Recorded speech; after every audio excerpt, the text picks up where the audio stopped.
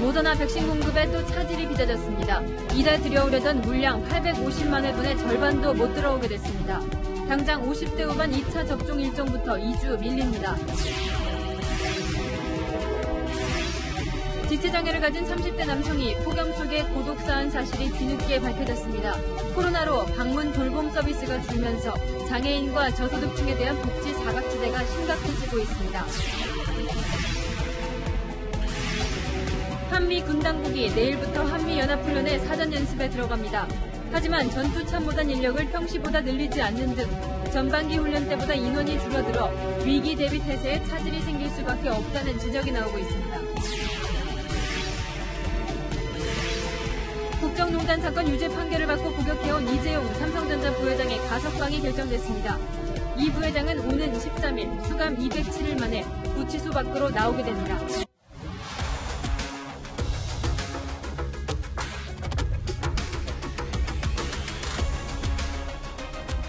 뉴스의 동정민입니다. 통상 휴일에는 검사 건수가 적어서 이 월요일에 발표되는 일요일 코로나 확진자 수는 적기 마련인데요.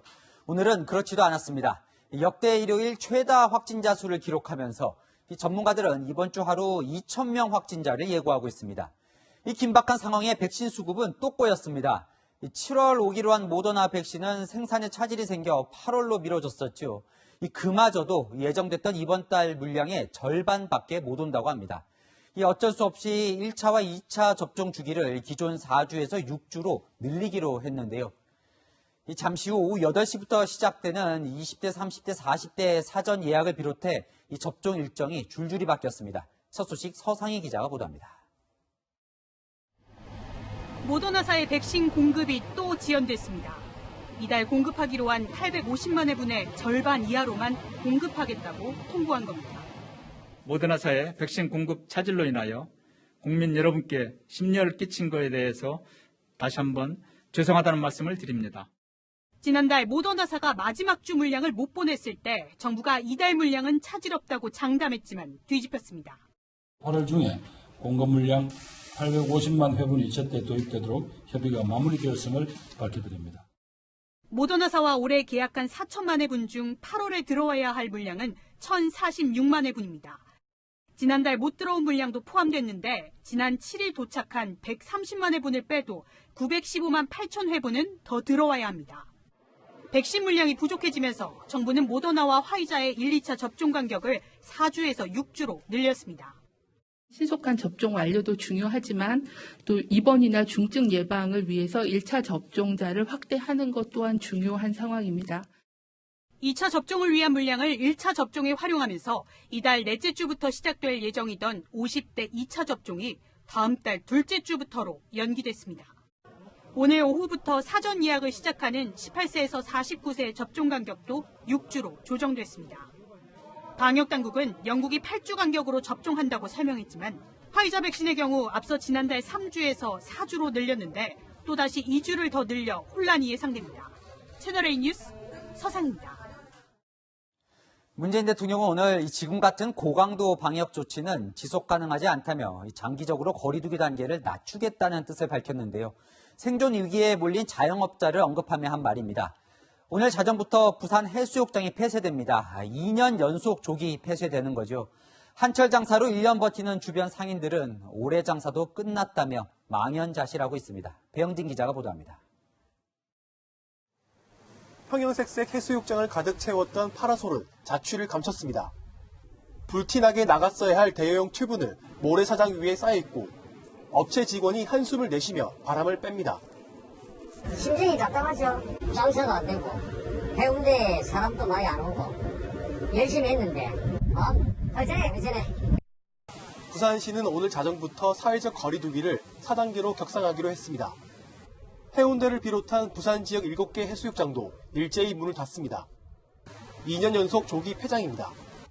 휴가철 특수를 기대했던 상인들은 갑작스러운 4단계 격상에 망연자실입니다. 무작정 갑자기 일하고 이런 식으로 하니까 우리가 너무 힘들고 죽겠어요. 완전 엉망입니다. 지금 장사를 할 수가 없어요. 집세도 못 줘요.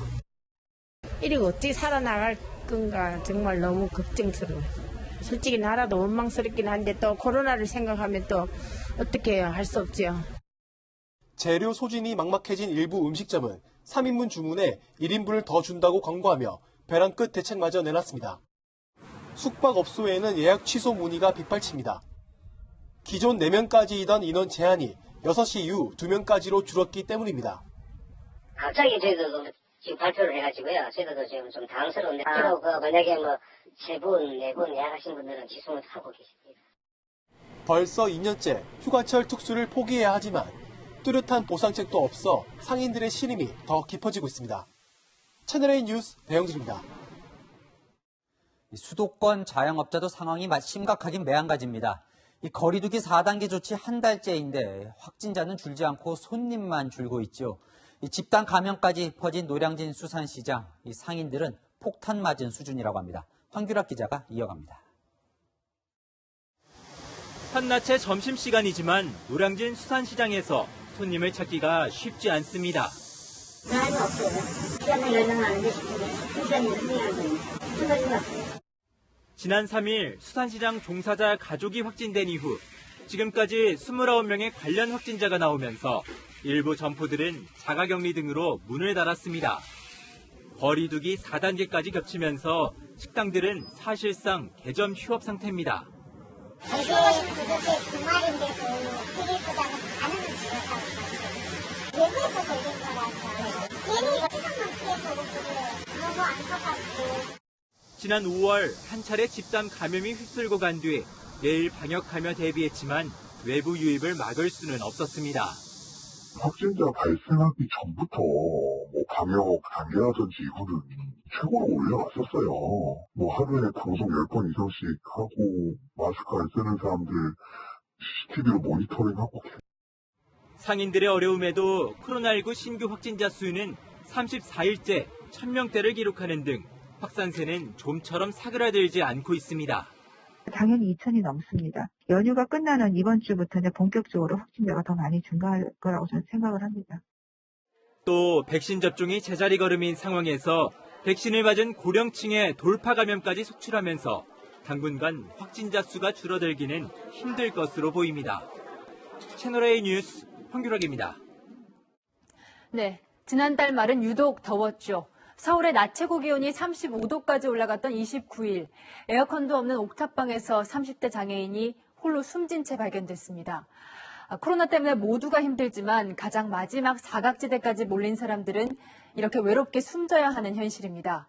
정부의 지원금까지 받던 이 장애인 남성이 왜 쓸쓸하게 세상을 떠나야 했는지 먼저 여현교 기자가 취재했습니다. 다세대 주택이 밀집한 골목길.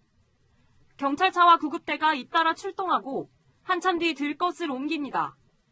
한 주택 옥탑방에서 39살 김모 씨가 숨진 채 발견된 건 지난달 29일. 김 씨는 뇌병변과 희귀질환을 앓던 장애인이었습니다. 홀로 숨진 뒤 일주일 정도가 지난 뒤에야 밀린 월세를 받으러 찾아온 집주인에 의해 발견됐습니다. 몸도 바람 불면 올려 그렇게 빽빽하고 그렇게 하면서 우리가 맨날 막걸리에다가 큰사람 먹고 그러니까. 지난 2016년부터 기초생활수급비를 받으며 살아왔지만 월세를 내고 나면 생계를 이어가기가 빠듯했습니다. 올 여름 기록적 폭염도 에어컨이 없는 옥탑방에서 나야만 했습니다. 하나 답다 보니까 좀 어떻게 좀 해달라고 일을 해야 된다는 소리가 머리에 박혀 있어요. 정부에서 주는 까지 어디에다가 생각을 하고 있는 거야. 김 씨는 정부로부터 근로능력 없음 판정을 받아 장애인 일자리 연계 사업에서도 배제됐고 장애인 복지관 이용 안내도 받지 못했습니다. 서대문 장애인분들이 한 2만 명이 넘거든요. 2만 6천 명 정도 되는데 근데 그분들이 다 이 복지관 이용할 수 있는 건 아니고. 지침상 담당 공무원이 한 달에 한 번 방문해야 하는 모니터링 대상자였지만 지자체 재량으로 방문 횟수를 1년에 2번으로 정했고 그나마 코로나19로 인해 올 상반기에는 방문이 이뤄지지 않았습니다. 주민센터 관계자는 지난달 중순 김 씨가 센터에 서류를 제출하러 왔을 때 만났다고 밝혔습니다. 채널A 뉴스 여현규입니다. 보신 것처럼 코로나가 복지 사각지대의 비극을 더 키우고 있습니다. 홀로 숨지는 취약계층이 늘고 있는데 코로나로 공무원들의 업무는 많아지고 대면 업무는 더 어려워지고 있습니다. 이어서 구자준 기자입니다. 지난 3일 서울 강서구의 한 아파트에서 홀로 살던 60대 여성이 숨진 채 발견됐습니다. 같은 날 인근 가정집에서는 40대 남성이 숨진 채 발견됐는데 경찰은 두 사람 모두 지병으로 숨진 걸로 보고 있습니다. 이들은 모두 위기 취약계층으로 분류되는 기초생활수급자입니다. 정부는 위기 가정들을 질병이나 장애 등의 기준으로 방문 관리해왔지만 코로나19 이후로 대부분 비대면 상담으로 대체됐습니다. 코로나 때문에는 대상자들도 사실 방문을 원치 않으시거든요. 방문 상담은 좀 어렵죠. 전화통화만으로 거주 환경이나 정신건강까지 점검하기는 쉽지 않습니다. 10마디 할 거 5마디로 줄이고 끝날 때도 있고. 저소득층일수록 코로나19로 인한 우울감을 더 크게 느낀다는 조사 결과도 있습니다. 대면 접촉이 꼭 물질적인 혜택만 준 게 아니라 인간적인 관계성을 회복하는 데도 기여를 했는데 소외되고 고립된 계층이 이 우울이라든지 이런 데 취약해질 수 있는 것. 지자체 공무원 대부분이 코로나19 업무에 매달리고 있어 일손도 모자랍니다. 어르신들 접종센터에 모시고 가는 것도 복지 직원들 다 차출이 됐고 재난지원금 업무도 하고 있고요. 코로나19 대유행이 장기화되는 상황에서 사각지대를 줄이기 위한 세심한 대책 마련이 시급해 보입니다. 채널A 뉴스 구자준입니다. 내일부터 한미연합훈련이 시작은 되는데요. 이 무늬만 훈련이라는 논란은 더 커지고 있습니다. 그러잖아도 4년째 실제 훈련은 하지 않고 컴퓨터 시뮬레이션으로만 진행돼 반쪽짜리로 불려왔는데 지난 훈련 대비 참가 인원마저 이번엔 대폭 축소됐습니다. 야당은 김여정 북한 부부장의 훈련 중단 요구 탓이라고 주장했습니다. 강은하 기자가 보도합니다. 내일부터 한미 군당국의 한미연합훈련 사전 연습이 시작되지만 이번 훈련은 축소 시행됩니다. 전쟁 수행의 핵심 축인 작전사령부급 부대의 기존 인원만 참여하고 4단급 이하 부대도 참가 인원을 최소화하는 겁니다. 미군 역시 증원 인력 참가가 취소되거나 대폭 줄었을 것으로 보입니다. 코로나 상황과 북한의 훈련 중단 비난 속에 참여 인원이 대폭 축소된 무늬만 훈련이란 지적이 나옵니다. 북한 김여정의 한미연합훈련 중단 하명에 대해 문재인 정부는 역시 예측대로 즉각 복종했습니다. 무늬만 훈련이고 알맹이는 텅 빈 가짜 훈련으로 땜질하겠다는 것과 다름없습니다. 내일 시작되는 사전 연습은 전쟁 전 발생할 수 있는 돌발 상황의 대응 방안을 점검하고 이후 오는 16일부터 새로 부임한 폴 러케머라 한미연합사령관이 주관하는 한미연합훈련의 본훈련은 1, 2부로 나뉘어 컴퓨터 시뮬레이션 방식으로 이뤄집니다. 하지만 실기동 훈련은 4년째 이뤄지지 않아 새로 도입된 무기나 재편된 군 조직 체계가 실제로 반영되지 않는 반쪽짜리 훈련이란 비판이 나옵니다. 전쟁이 발발했을 때 체계적인 대응 자체에 문제가 생길 수 있는 거죠. 전반적인 전쟁 절차라든가 대비태세 강화에 구멍이 생길 수밖에 없다. 한국군 미래연합사령부의 안전운용 능력 검증도 또 미뤄지면서 현 정부 임기 내 전작권 전환은 사실상 어려워졌습니다. 채널A 뉴스 강은하입니다. 이런 한미연합훈련 축소를 미국은 어떻게 보고 있을까요? 북한은 그대로 훈련하는데 남한만 축소했다. 김여정의 협박 외교와 한미동맹 이간질이 통했다. 우려와 비판의 목소리가 많았습니다. 워싱턴 현지에서 유승진 특파원이 전해드립니다. 남북관계를 평화롭게 이끌기 위해서는 지금 이 상황에서 미국과의 군사연합훈련을 중단하는 것이 옳겠다. 북한 김여정 부부장의 압박 뒤 국내 혼란을 지켜보던 미 조야도 비판과 우려의 목소리를 쏟아냈습니다.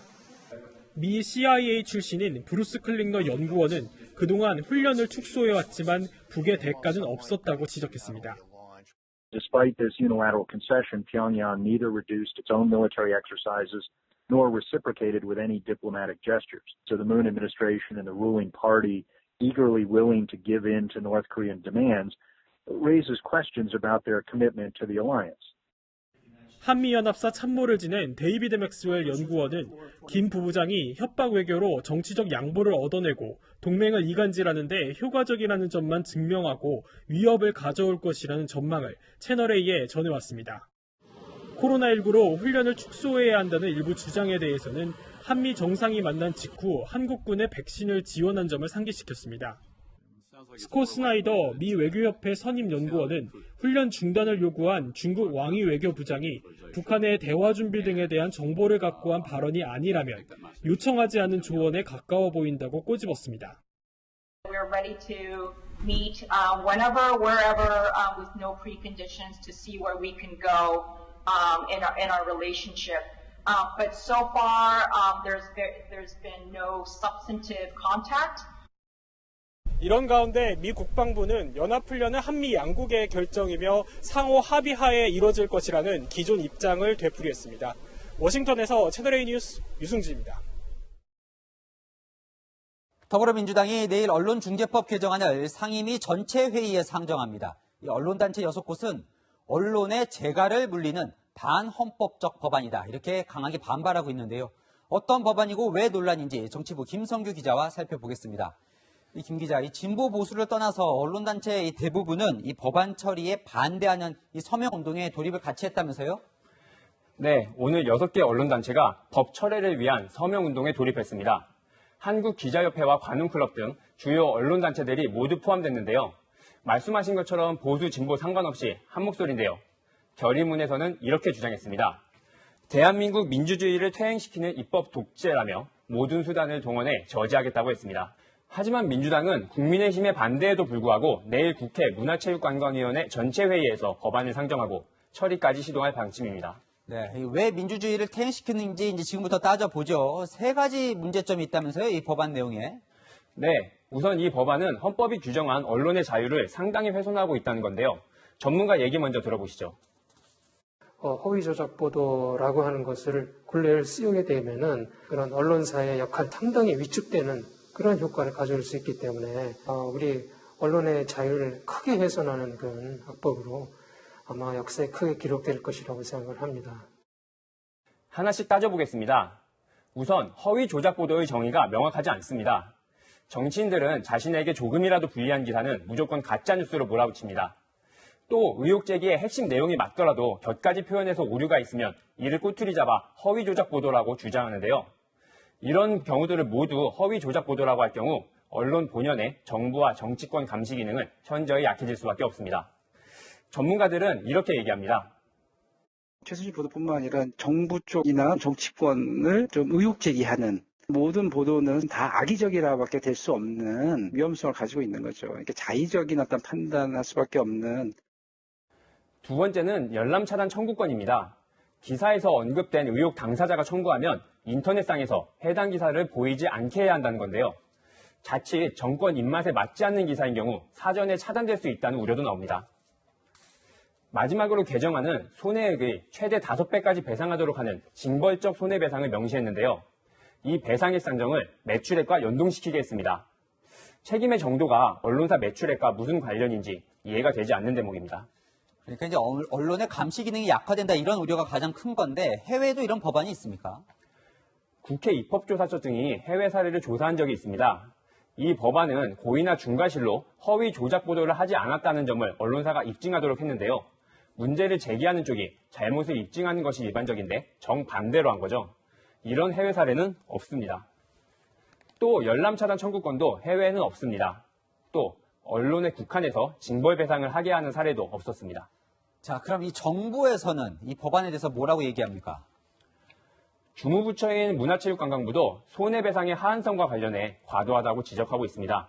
네, 그러면 전문가, 해외, 정부 다 좀 안 된다는데 이 문제가 많은 법안을 민주당은 왜 강행 처리하려는 건가요?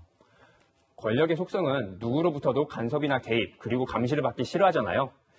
국회에서는 171석을 차지하고 정권도 잡고 있는 민주당으로서는 언론이 불편할 수밖에 없을 것 같습니다. 다들 반대하는데도 이대로 통과될지 잘 취재해 주시죠. 지금까지 정치부 김성규 기자였습니다. 이번엔 내부 경쟁이 치열한 정치권 소식입니다. 이재명, 이낙연 두 민주당 대선 주자 캠프가 이 네거티브 중단을 선언했지요. 일종의 휴전 선언인데 네거티브는 안 해도 검증은 해야 한다는 입장입니다. 네거티브와 검증, 아슬아슬한 줄타기 속에 양측의 공방은 계속됐습니다. 최수영 기자입니다. 이낙연 전 민주당 대표는 이재명 경기지사가 지사직을 유지한 채 대선 주자로 뛰는 것은 불공정하다고 공격했습니다. 기본소득 홍보에 34억을 썼는데요. 흔히들 도청 캠프라는 용어를 많이 쓰고 있습니다. 그런 얘기는 안 듣게 하시는 게 좋죠. 개인 양심의 문제라며 이 지사를 직접 겨냥하기도 했습니다. 선관위원장이 모처럼 말씀을 꺼내셨으니까 그 차원에서 정리되면 된다고 생각합니다. 지사직 사퇴 자체가 개인의 양심의 문제이고요. 이낙연 캠프는 네거티브 중단과는 별개로 대선 주자 자질과 정책 검증은 계속돼야 한다는 입장입니다. 이재명 캠프도 이전 대표에 대한 직접적인 비판이나 논평은 내지 않았지만 불편한 심기를 드러냈습니다. 도지사의 책임과 민당이 가야 할 길, 일관된 원칙을 위해서는 지사직을 유지해서 선거를 하는 게 마땅하다. 이재명 캠프 핵심 관계자는 혹시 도발하는 건가라는 생각도 든다면서 우리도 하루 만에 대응 방안을 고민해야 하나 싶기도 하다고 날을 세웠습니다. 이 지사는 맞대응하지 않고 공공산후조리원을 찾는 등 경기도정에 집중했습니다. 산후조리비를 지원하는 걸로 제가 정책을 바꿨고 여러 가지 사회 경제적 요인 때문에 반대하는 분들이 상당히 많았어요. 네거티브 공방이 격화되자 송영길 민주당 대표는 오늘 이낙연 전 대표와 저녁 식사를 함께하며 공정한 대선 경선 관리와 원팀을 강조한 것으로 알려졌습니다. 채널A 뉴스 최수연입니다. 국민의힘도 줄타기가 이어지고 있는데요. 당내 경쟁 주자들은 윤석열, 최재형 두 주자가 개파 정치를 한다고 비판합니다. 의원들의 이 캠프 합류가 사실은 줄 세우기라는 거죠. 양 캠프 측에서는 의원들의 자발적인 참여라며 세불리기를 계속하고 있습니다. 정한희 기자입니다. 최재형 전 감사원장 캠프는 오늘도 새 과시를 이어갔습니다. 캠프에서 첫 공개 선거대책회의를 열었는데 최근 지지 선언을 한 국민의힘 현역 의원들이 모였습니다. 여러분들이 적극 나서셔서 이번 주 경선에서 압도적으로 우리 국민의힘 당의 후보가 될 수 있도록 도와주시기 바랍니다. 최재형이라는 그 한 인간이 좋아서 모든 것이 무너져 내리는 나라를 바로 세우기 위해서 제가 이 역할을 수행하고 나섰습니다. 최재형 캠프에 합류한 의원들은 이른바 1대1 접촉을 통해 국민의힘 의원들의 지지를 더 이끌어낼 계획입니다. 윤석열 전 검찰총장도 몸집 불리기를 계속합니다. 조만간 현역 중진 의원을 포함한 본부장급 인선을 발표하고 국민의힘 의원들과의 개별 접촉도 더 강화할 방침입니다. 두 캠프는 다른 주자들의 개파 정치 비판에 대해선 한 목소리로 반박하고 나섰습니다. 조혜진 최재형 캠프 기획총괄 본부장은 억지로 도우라고 압박하면 개파 정치겠지만 캠프에서 직책을 맡는 건 자유의사에 맡기고 있다며 자발적 합류임을 강조했습니다. 신지호 윤석열 캠프 정무실장은 의원들의 캠프 지원은 최고위가 허용한 것이라고 해명했습니다. 개파가 아닌 당의 다른 구성원을 좀 적대시하는 이런 걸 우리가 보통 개파 정치라고 하는데요. 지지 지원 활동을 하는 게 그거 자체만 가지고 편가르기다 이렇게는 좀 보기가 좀 힘들 것 같습니다. 윤석열, 최재형 두 후보는 당과의 불필요한 마찰을 피하기 위해 앞으로 당 행사에 적극 참여하기로 했습니다. 채널A 뉴스 정한입니다. 영입 후보들이 새 경쟁을 벌이는 사이 국민의힘 터줏대감들은 공약, 정책, 강연 등 이 콘텐츠로 차별화를 꾀하고 있습니다. 윤석열, 최재형 두 주자를 향한 견제도 빼놓지 않았습니다. 이민찬 기자입니다. 원희룡 전 제주지사가 부모 찬스가 아닌 국가 찬스로 교육 격차를 해소하겠다며 교육 공약을 발표했습니다. 만 18세가 되는 모든 청년에게 1인당 2천만 원, 10년에 걸쳐서 사용할 수 있는 카드를 제공하겠습니다. 생애 최초 주택 구입자의 집값 절반을 지원하겠다는 주택 공약에 이어 두 번째 공약을 발표한 겁니다. 윤희수 국민의힘 의원은 대통령 수석비서관 제도를 폐지하고 내각이 책임지고 일할 수 있는 구조를 만들겠다고 했습니다. 무소불위 등골 브레이커 청와대를 대폭 축소하겠습니다. 장관은 퇴임 청문회를 도입해 책임을 묻겠습니다. 유승민 전 의원은 유이동, 김웅 의원 등 과거 바른정당계 인사들로 캠프를 꾸렸고 당원 등을 상대로 강연을 하며 지지세를 넓히고 있습니다. 경제와 안보 분야에서 자신만의 콘텐츠를 강조하면서 윤석열 전 검찰총장, 최재형 전 감사원장에 대한 견제도 빼놓지 않습니다.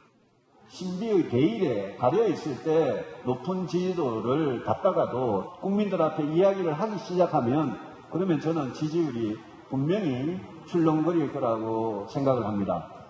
유 전 의원은 정권 심판, 반문만 외쳐서는 정권을 교체할 수 없다며 정책으로 겨루자고 했습니다. 국민의힘은 오는 19일 경제를 주제로 한 당내 주자 토론회를 열며 정책 대결을 시작할 계획입니다. 채널A 뉴스 이민찬입니다.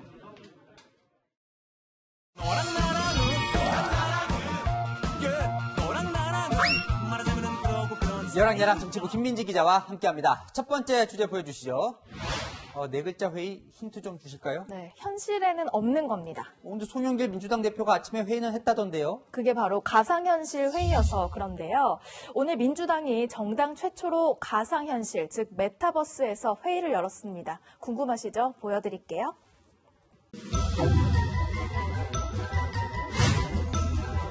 정당 사상 최초로 메타버스 제국위원회에 송영길 당대표님 참석하셨습니다. 네, 손을 흔드시면 될 것 같습니다. 다음은 이동학 최고위원님 참석하셨습니다. 이동학 안 보여.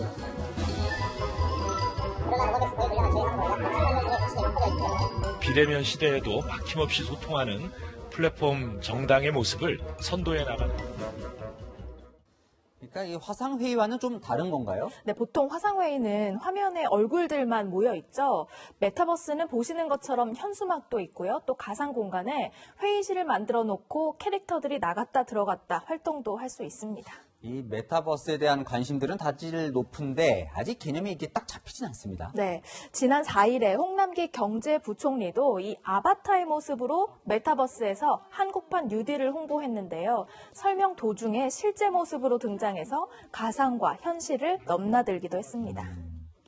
저 정도면 이제 대선 주자들도 쓰겠군요. 네, 송영길 대표는 이 대선 주자들의 캠프도 메타버스에 입주시키고 토론회도 구상해보겠다고 밝혔는데요. 이미 다양하게 활용하고 있습니다.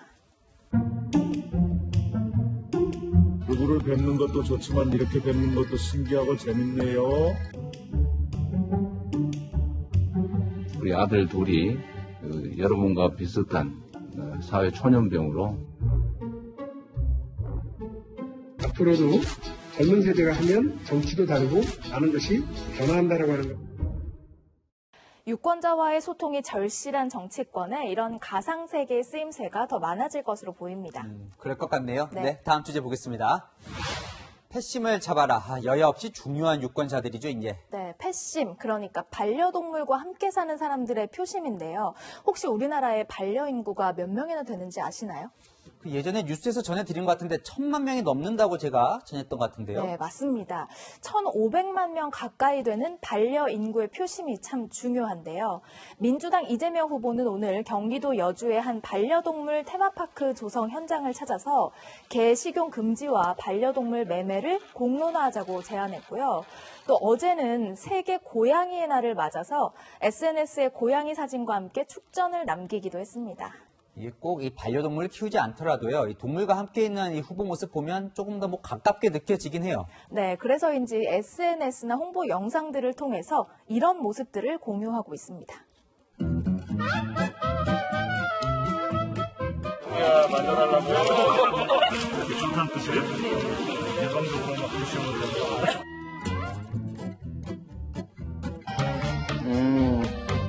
꼬리를 살짝 주는 거는 지사님이 좋다는 거예요. 우리 써니가 그랬죠? 윤석열, 최재형 후보는 실제로 반려동물과 함께 살고 있는데요. 최 후보는 19년째 기르는 고양이 민들레의 사진을 연일 SNS로 공개하고 있고요. 또 정세균, 김두관 후보도 반려동물과 함께하는 모습들을 보여주고 있습니다. 주자들마다 동물 관련 공약도 속속 내놓고 있는데요. 이미지를 위한 활용에 그치지 않고 동물권 보장이나 반려인들을 위한 정책적인 내용도 충실하게 담아주길 기대해 보겠습니다. 예전에는 사람에게 이 즐거움을 준다고 애완동물이라고 불렀는데 이제는 가족 같다고 반려동물이라고 부르잖아요. 민심을 쫓아갈 수밖에 없겠죠. 야랑야랑이었습니다. 네, 조금 전 들어온 속보입니다. 법무부가 이재용 삼성전자 부회장에 대한 가석방을 승인했습니다. 국정농단 사건 파기환송심에서 법정 구속된 지 207일 만에 석방입니다. 법무부는 국가 경제 상황과 글로벌 경제 환경을 고려한 결정이라고 밝혔습니다. 박건영 기자입니다. 이재용 삼성전자 부회장의 가석방이 최종 확정됐습니다.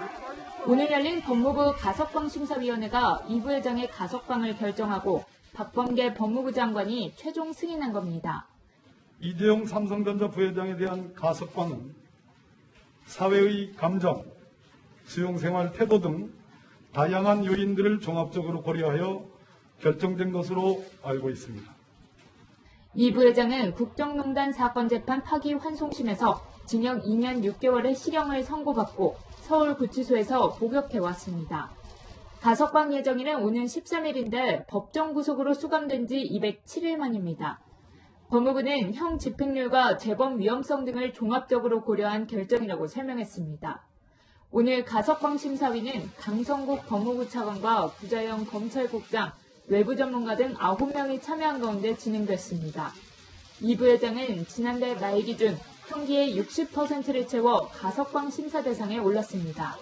일부 시민단체들은 이 부회장의 가석방에 반대하며 법무부 등지에서 1인 시위를 벌여왔습니다. 이 부회장의 가석방이 결정됐지만 프로포폴 불법 투약 혐의, 삼성물산과 제일모직 합병 관련 의혹 재판은 여전히 진행 중입니다. 이들 사건의 재판 결과에 따라 이 부회장의 거취가 또다시 요동칠 수 있다는 관측이 나옵니다. 채널A 뉴스 박건영입니다. 고 조비오 신부 명예훼손 혐의로 1심에서 유죄를 선고받은 전두환 전 대통령이 오늘 항소심 재판에 출석했습니다. 이전에 출석했을 때보다 눈에 띄게 수척해진 모습이죠. 오늘 법정 상황은 공국진 기자가 전해드립니다. 전두환 전 대통령이 경호원 부축을 받으며 차량에서 내립니다. 발표 명령 동의하십니까? 광주 시민분들한테 유가족분들한테 하실 말씀 어떻게 한 말씀만 해주세요. 광주 시민들. 고 조비오 신부에 대한 사자 명예훼손 혐의 재판 항소심에 출석하러 광주에 온 겁니다. 징역 8개월에 집행유예 2년을 선고한 1심 선고 이후 9개월 만에 광주행으로 항소심 재판 출석은 오늘이 처음입니다. 전 대통령 측은 그동안 항소심은 피고인 출석 의무가 없다며 불출석을 고수해왔습니다. 하지만 재판부가 최근 증거 채택 등에서 불이익을 예고하자 입장을 바꾼 겁니다. 방어권을 포기하였다고 보이는 피고인이 본인에게 이익이 되는 증거를 신청하여 채택이 되는 것은 모순되는. 돌발적인 충돌은 없었지만 5.18 관련 단체들은 반성과 사죄를 요구했습니다. 광주 시민은 화해와 용서를 원합니다. 다만 반성하고 사죄해야지만 용서할 수 있는 거 아니겠습니까? 전 대통령은 재판이 시작되자 호흡곤란을 호소해 20여 분 만에 퇴장했습니다. 한편 오늘 오전 광주고검 청사 8층에선 40대 남성이 미리 준비한 흉기로 검찰 수사관을 공격해 특수상해 혐의로 긴급 체포됐습니다. 수사관은 방어 과정에서 손등을 크게 다쳤지만 생명에는 지장이 없는 걸로 알려졌습니다. 경찰은 목격자 등을 조사해 남성의 범행이 전 대통령 재판과 관련이 있는지 정확한 범행 동기를 조사할 계획입니다. 채널A 뉴스 공진입니다. 베테랑 경찰은 범법자를 길 가다가 찾아내기도 합니다. 음주운전자가 관용차를 타고 지나가던 경찰서장 눈에 딱 걸렸습니다. 홍진우 기자입니다. 승용차가 좌우로 비틀대며 달립니다. 중앙 분리대에 부딪힐 듯 위태롭습니다. 빨간불에 앞차가 잠시 멈추자 뒷차에서 경찰관들이 내려 운전자에게 내리라고 요구합니다. 앞차 조수석 쪽에 서 있는 경찰관은 정성학 경남 양산경찰서장. 외부 업무 일정 때문에 관용차를 타고 이동하다가 음주 의심 차량을 발견한 겁니다.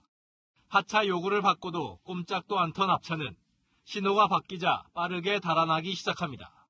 창문을 열어달라고 했는데 거기에 창문도 열어주지 않고 불응해서 저희가 추격을 하게 됐고. 정 서장은 112 상황실에 앞차 위치와 도주 방향을 무전으로 알렸습니다. 무전을 주고받으면서 이 차량이 지금 어디로 가고 있다 도주 방향을 계속 알려주고. 앞차는 경남 양산시에서 부산 기장군까지 10km 넘게 달아났지만 무전을 받고 도주 길목에서 기다리던 경찰에 결국 붙잡혔습니다. 조사 결과 앞차 운전자의 혈중 알코올 농도는 0.11%로 면허 취소 수준의 만취 상태. 경찰은 운전자를 음주운전 혐의로 입건했습니다. 채널A 뉴스 홍진호입니다. 자전거로 출근하는 자출족 요즘 늘고 있죠. 자전거 도로 믿고 이용해도 될지 점검해봤습니다. 90도 커브를 돌았더니 보행자가 있는 횡단보도로 이어지는 등 허술한 곳 투성입니다. 서울시내 자전거도로 장하얀 기자가 돌아봤습니다. 서울 목감천변에서 시민들이 자전거를 탑니다. 자전거 도로를 따라가다 보면 나란히 뻗어있던 보행자 도로와 갑자기 만나는 지점이 나옵니다. 이곳의 자전거 도로는요, 90도 각도로 꺾인 급커브 구간으로 이어져 있어 이렇게 돌자마자 보행자용 횡단보도가 있어 안전사고의 위험이 있습니다. 기자가 직접 자전거를 타고 이 구간을 지나봤습니다. 오른쪽으로 방향을 틀자마자 횡단보도가 튀어나옵니다. 그리고 바로 횡단보도. 자전거 이용자들은 사고가 날 뻔한 상황이 한두 번이 아니라고 말합니다. 어린이들이 키가 적잖아요. 가다 보면은 다리 난간 때문에 보이질 않습니다. 아기들은 정직하게 길을 가면 우리는 어쩔 수 없이 부딪히는 경우가 있습니다. 관할 구청은 민원이 거듭되자 보행자를 살필 수 있는 거울을 설치하고 횡단보도 위치를 옮기기로 했습니다. 남산에 있는 자전거 도로는 내리막길 한가운데 맨홀 뚜껑이 있고 주변은 움푹 패여 있습니다. 자칫 넘어짐 사고가 일어날 수 있는 상태입니다. 반포대교 아래 대리석 블록으로 포장한 자전거 도로도 파손된 채 방치돼 있습니다. 울퉁불퉁해서 속력을 맞추고 내려오다가는 조금 위험할 것 같다고 생각이 들어요. 자전거용 표지판 관리가 소홀해 혼란을 주는 곳도 있습니다. 올해 초 한강철교 근처에 있던 여의도 자전거 인증센터가 장소를 옮겼지만 표지판은 반년 넘게 그대로라 표지판을 따라가면 헛걸음을 해야 합니다. 이정표 보시면은 아라 관문이 지금 우측으로 되어 있는데 그 이정표로 따라가면은 중간에 인증센터를 찾을 수가 없습니다. 서울시 자전거 도로는 지난 10년 새 1.5배 늘었고 공용자전거 따릉이 회원 수는 1년 만에 100만 명이 늘었습니다. 늘어난 이용자와 인프라에 걸맞은 유지 보수 체계 정비가 시급하다는 지적이 나옵니다. 채널A 뉴스 장하얀입니다.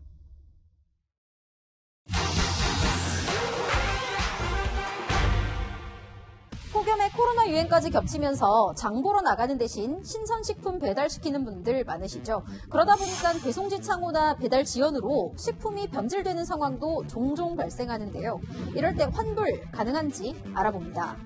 주문을 할 때 현관 앞에 배달을 요청했는데 배달원이 공동 현관 앞에 물건을 놓고 가서 식품이 변질됐다면 환불받을 수 있을까요? 신선식품 새벽 배송을 하는 국내 대표 업체 두 곳의 약관을 비교해봤는데요. A 업체는 비밀번호 오기 같은 소비자 실수가 있어도 엉뚱한 데 배송됐거나 식품이 상하면 30일 내에 전액 환불이 원칙입니다. 이 업체의 신선식품 새벽 배송, 매달 이용료를 내는 유료 회원들에게 제공하는 서비스이기 때문이란 설명입니다. 사과랑 오렌지를 박스로 줬는데 호실 앞에다가 놔달라고 부탁을 드렸어요. 근데 공동현관에 놨다고 진짜로 와가지고 이제 환불 받았죠. 이 업체는 다른 기준을 적용하는데요. 주문할 때 비밀번호를 잘못 표기하면 공동현관이나 경비실 앞에 배송될 수 있다고 미리 고지하고 있습니다. 고객 실수나 착오로 배송 장소가 달라진 것만으로는 환불이 어렵다는 건데요. 다만 배송 장소가 달라져서 식품이 상했을 땐 고객의 과실을 추가로 검토해서 환불해주는 경우도 있다고 합니다. 업체의 직배송이 아닌 우체국을 이용할 때는 환불 규정 어떻게 될까요? 신선식품에 적합한 포장을 했다면 부피에 대한 손해배상을 해드리고 있고요. 우체국은 물건 접수 다음 날까지 배달을 완료하는 게 원칙이라서 그 이후로 배달돼서 변질이 됐다면 주문자가 최대 50만 원까지 배송 지연에 따른 손해배상을 우체국에 요구할 수 있습니다. 더 궁금한 점은 팩트맨 제보 부탁합니다. 네, 살인적인 물가 동향 하나씩 짚어보겠습니다. 먼저 외식 물가입니다. 여름철 국민 음식 냉면 한 그릇에 이제 10,000원 넘는 돈을 내야 합니다. 김밥과 칼국수도 부담스러운 가격입니다. 홍유라 기자입니다. 메뉴판에 물냉면 한 그릇이 13,000원으로 적혀 있습니다. 유명 평양냉면 맛집인데 가격을 올해 1,000원 또 올린 겁니다. 다른 곳의 평양냉면은 14,000원, 메밀 100% 순면은 17,000원에 판매 중입니다. 냉면 한 그릇의 지난달 서울 평균 가격은 9,600원에 달했습니다. 지난 1월보다 6.4% 오른 것으로 이 주요 외식 품목 가운데서도 가장 많이 올랐습니다.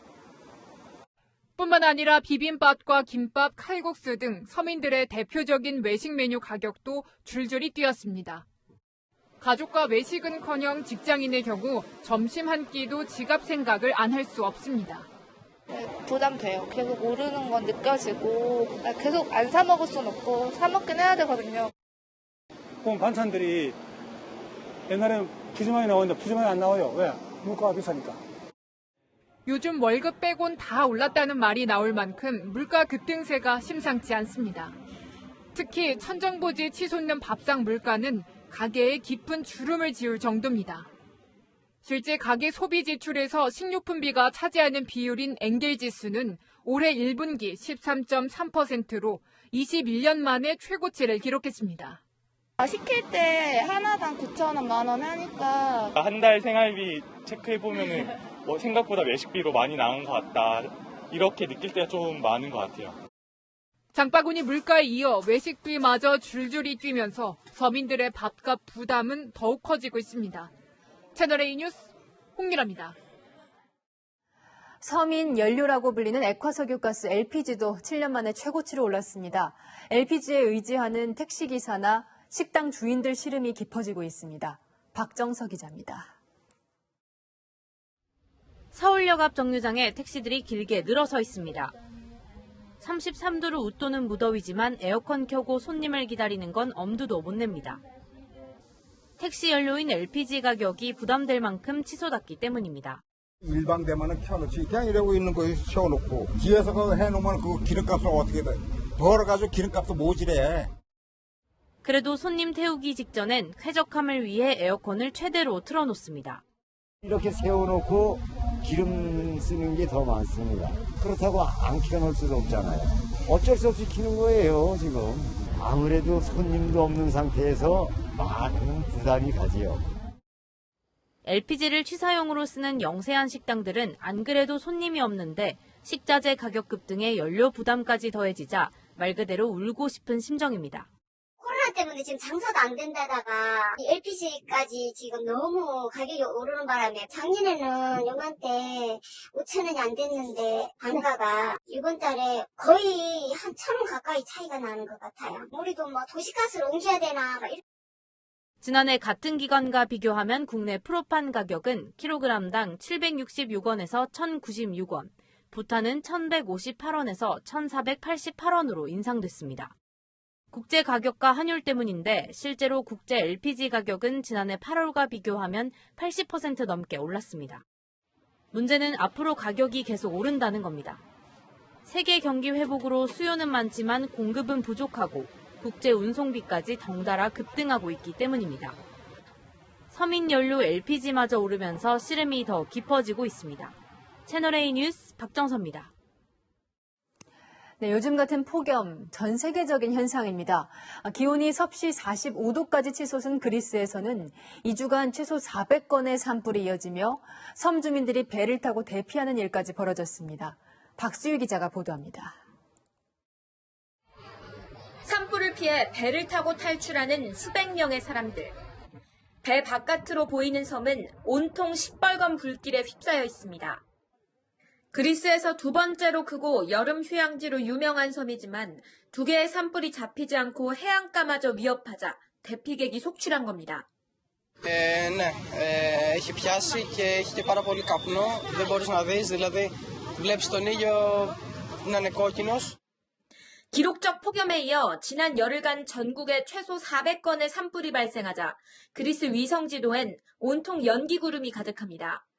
이번 산불로 약 566제곱킬로미터, 서울 면적에 육박하는 규모가 불탔는데 최소 2명이 숨지고 20여 명이 부상당했습니다. 수도 아테네는 물론 고대 유적지인 아크로폴리스 신전까지 산불로 인한 검은 연기가 퍼지자 현지 당국은 유적지 개방 시간을 단축했습니다. 프랑스 등 인근 유럽 국가도 소방대와 항공기를 급파했지만 강풍 탓에 불길은 쉽게 잡히지 않고 있습니다. Ενώ η φωτιά είχε σβήσει πίσω από το βράδυ από τις 8 η ώρα, την είχε σβήσει πυροσβεστική, ξαφνικά τις 10 η ώρα, από πού φούντωσε δεν το καταλάβαμε και καήκανε τα δύο διπλανά. 기후변화로 인한 덥고 건조한 날씨가 남유럽 산불의 원인으로 지목되는 가운데 2040년까지 지구 평균 온도가 산업화 이전 대비 1.5도 상승할 것으로 전망했습니다. 채널A 뉴스 박수입니다. 제5기 방송통신심의위원회가 출범했습니다. 방심위는 오늘 전체 회의를 열고 위원장에 KBS 사장 출신 정현주 건양대학교 총장을, 부위원장에는 이광복 연합뉴스 논설주간을 선출했습니다. 상임위원은 황성욱 제4기 방심위 상임위원이 연임합니다. 위원장을 포함한 9명의 5기 방심위원은 방송 내용의 공정성 및 공공성을 심의하게 됩니다. 1년 중 가장 더운 시기를 일컫는 삼복, 그중 마지막 날인 말복이 벌써 내일입니다. 7월 초부터 약 한 달 이상 계속된 폭염이 내일부터는 조금씩 누그러질 것으로 보이는데요. 이번 주 서울의 낮 기온은 30도 안팎으로 폭염 경보에서 주의보 수준으로 낮아지겠고요. 밤마다 기승을 부리던 열대야도 쉬어가겠습니다. 내일 낮 최고 기온 부산이 29도, 서울과 대전, 대구는 30도로 예상됩니다. 내일 오전까지 서울 등 중북부와 제주에는 비가 내리겠고요. 아침부터 밤사이 전국에 소나기가 내리겠습니다. 예상 강수량은 전국에 5에서 70mm로 지역별로 차이가 크겠지만 특히 남부 내륙에는 강한 소나기가 예상됩니다. 주 중반부터 제주와 남부는 비가 길게 이어질 전망입니다. 이미 폭우가 쏟아진 동쪽 지역은 추가적인 비 피해 없도록 주의하시기 바랍니다. 날씨였습니다. 야, 4등! 나 너 때문에 죽겠다, 진짜! 수영대회에서 줄곧 4등만 한 아들을 1등으로 만들려는 엄마의 과도한 교육열을 다룬 영화입니다. 이번 도쿄올림픽 우리나라 선수들 4위가 역대 가장 많았다고 하죠. 이번 대표팀이 1980년 올림픽 이후 가장 저조한 성적을 거뒀다는데도 이 4등을 바라보는 우리 국민들의 시선은 영화 속 엄마와 달랐습니다. 참 따뜻했습니다. 열심히 준비했으니, 간절하게 뛰었으니 그걸로 충분하다는 거죠. 우리 선수들 푹 쉬고 3년 뒤 파리올림픽 다시 한번 출발할까요? 오늘의 한마디는 반짝반짝 빛나는 4등으로 하겠습니다. 오늘 뉴스 여기까지입니다. 내일도 뉴스입니다.